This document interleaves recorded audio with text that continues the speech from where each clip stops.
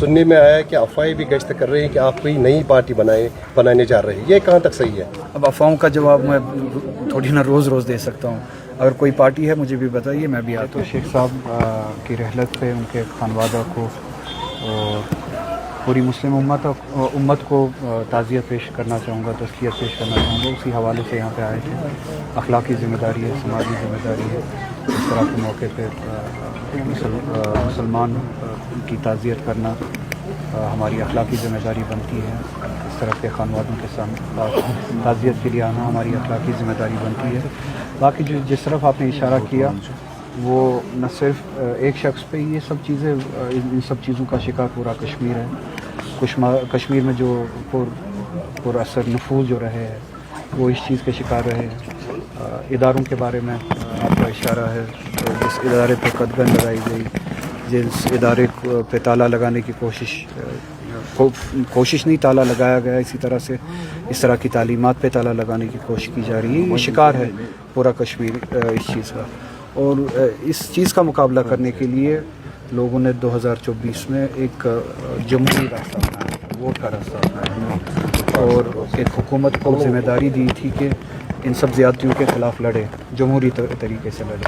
اب ایک ایک کر کے کوئی اپنی سطح پہ یہ لڑائی لڑے تو اسے اینٹی نیشنل کہا جاتا ہے، دہشت گرد کہا جاتا ہے، ملک دشمن کہا جاتا ہے. اس پہ یا PSA لگایا جاتا ہے، UAPA لگایا جاتا ہے. تو اس قوم پہ کوئی تہمت نہ لگے، اسی لیے جمہوری راستے کو اپنایا، جمہوری طریقے کو اپنایا، اور جمہوری طریقے سے ہی وہ لڑائی، جو حق کی لڑائی جو ہے لڑی جائے. اسی لیے نمائندوں کو چنا گیا. بدقسمتی ہے، افسوس ہے کہ حکومت جو ہے ان معاملوں کو بھول چکی ہے. اسی لیے میں بار بار کہتا ہوں کہ یہ مینڈیٹ جو تھا، یہ جو اس بار حکومت کرنے کا جو موقع ملا نیشنل کانفرنس کو، یہ سڑک بجلی پانی کے لیے نہیں تھا. یہ مینڈیٹ تھا، یہ جو انسٹیٹیوشنل زیادتیاں ہوئی ہے، یہ کنسٹیٹیوشنل زیادتی جو ہوئی ہے ہمارے ساتھ، جو ہمارے کنسٹیٹیوشنل رائٹس اور پروٹیکشنز چھینے گئے، اس کے بعد جو زیادتیاں کی جا رہی ہے انسٹیٹیوشنز کے ذریعے، ان سب چیزوں کے خلاف لڑنے کے لیے، اپنے پروٹیکشنز کو واپس حاصل کرنے کے لیے، کنسٹیٹیوشنل پروٹیکشنز کو واپس حاصل کرنے کے لیے، کلچرل پروٹیکشنز کو واپس حاصل کرنے کے لیے، اور اسی طرح سے اس طرح کے اداروں کو دفاع دینے کے لیے، صحیح دفاع دینے کے لیے، ہمارے لوگوں کو احساس تحفظ دینے کے لیے یہ مینڈیٹ ملا تھا. مگر وہ لڑائی جو ہے اب بدقسمتی سے یہ حکومت بھول چکی ہے. اسی لیے اس کا خمیازہ ان جیسے لوگوں کو بھی اٹھانا پڑتا ہے، ان جیسے اداروں کو بھی اٹھانا پڑتا ہے، اور ان کے ساتھ ساتھ ہم سبھی کو اٹھانا پڑتا ہے. کسی نے کسی کو اگر زبردستی کنورٹ کرایا ہو تو کیس بناتے تو سمجھ جاتے، مگر کنورژن کا جو اگر کسی انڈیویجول کا اپنا حق ہے، اگر اس نے اپنے اس حق کو پریکٹس کیا ہے، تو مجھے نہیں لگتا ہے کہ کسی حکومت کو اس میں آنے کی ضرورت ہے، کسی کو اعتراض ہونا چاہیے تھا.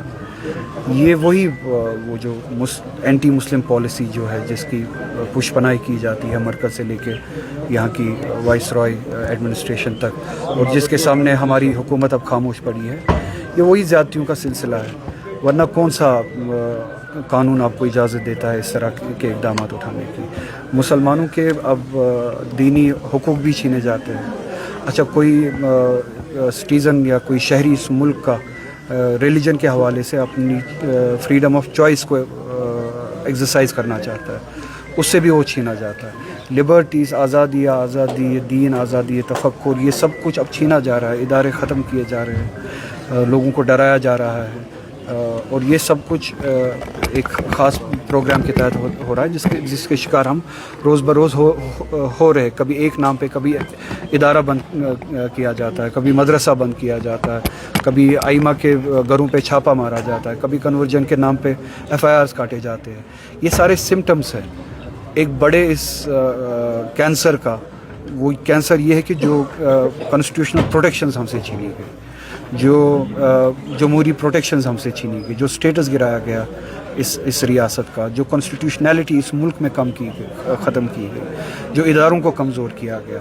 तो इसीलिए पूरे मुल्क और जम्मू कश्मीर को के समेत पूरे मुल्क में कॉन्स्टिट्यूशनल की बहाली की लड़ाई लड़नी पड़ेगी। जम्मू कश्मीर में जो 2019 में फ़ैसले लिए गए उनकी वापसी की लड़ाई लड़नी पड़ेगी। पूरे मुल्क में इदारों की आज़ादी की लड़ाई लड़नी पड़ेगी, रूल ऑफ लॉ की लड़ाई लड़नी पड़ेगी। ये मुल्क आरएसएस के विंस पे और ख्वाहिश पे नहीं चल सकता है, बीजेपी के ख्वाहिश पे नहीं चल सकता है, मुसलमान दुश्मनी से नहीं चल सकता है। अब मैं मुल्क के दूसरे पॉलिटिकल पार्टी से बाद में शिकायत करूंगा, मगर पहले अपनी पार्टी से शिकायत करूंगा। वो लड़ाई कौन लड़ेगा अगर वो ये जिम्मेदारी ना ले, अगर वो इस जिम्मेदारी को भूल जाए तो ये लड़ाई कौन लड़ेगा? अब अफवाहों का जवाब मैं थोड़ी ना रोज़ रोज़ दे सकता हूँ। अगर कोई पार्टी है मुझे भी बताइए, मैं भी आता हूँ। भरोसा कायम करना है, भरोसा लड़ने की जगह वही है, लड़ने के इंस्टीट्यूशंस वही है। हम कोई अनडेमोक्रेटिक रास्ता नहीं अपनाना चाहते, अनकॉन्स्टिट्यूशनल रास्ता नहीं अपनाना चाहते। पार्लियामेंट बहुत कमज़ोर हो गया है, डेमोक्रेसी बहुत कमज़ोर हो गई, इंस्टीट्यूशंस इदारे ही बहुत, क्योंकि कॉन्स्टिट्यूशन को ही कमज़ोर किया गया है। अब हम इंस्टीट्यूशंस को ख़त्म होते हुए देख नहीं सकते। हमारे हाथ में और कौन से रास्ते, और कोई रास्ता हम अपनाना भी नहीं चाहते। हम सिर्फ आईनी, जमहूरी और इंस्टीट्यूशनल रास्ता ही अपनाना चाहते हैं। तो चाहे वो उसमें डिग्रेडेशन, डाइल्यूशन आया हो या जो भी हो, उस पार्लियामेंट को रिक्लेम करना पड़ेगा कॉन्स्टिट्यूशनली, उसके स्पिरिट में। तो वो लड़ाई वहीं पे लड़नी है और दूसरी कोई जगह। पार्लियामेंट कमज़ोर हो चुका है, बहुत कमज़ोर हो चुका है, कॉन्स्टिट्यूशन कमज़ोर हुआ है, मुल्क कमज़ोर हुआ है, इंस्टीट्यूशंस कमज़ोर हुए हैं, हर सतह पे मुल्क, उसका खमियाजा हम देख रहे हैं। मगर ये लड़ाई हमारी यही है कि उन इंस्टीट्यूशंस को फिर से मजबूत करें।